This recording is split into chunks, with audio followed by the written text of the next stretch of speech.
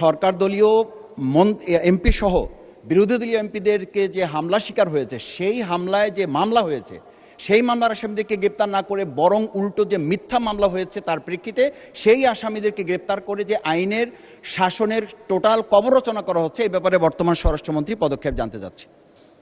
স্বরাষ্ট্রমন্ত্রী। শাহবাগ স্কোয়ারে বক্তৃতা দিয়ে পার্লামেন্টে বক্তৃতা দিয়ে এক কথা না। প্রথম কথা হচ্ছে নির্ধারিত আমি কাউকে উদ্দেশ্য করে বলি নাই, আমি কাউকে বললেন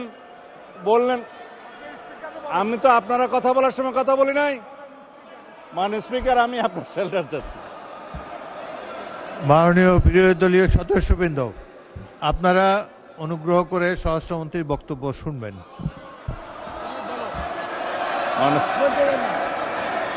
ইয়েস, আই উড্র। ঠিক আছে,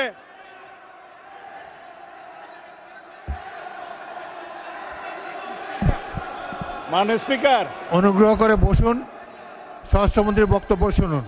মাননীয় স্পিকার,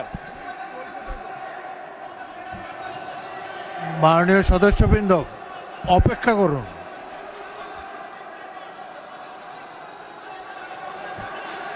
মাননীয়,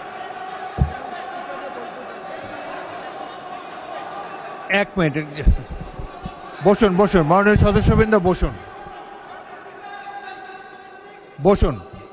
মাননীয়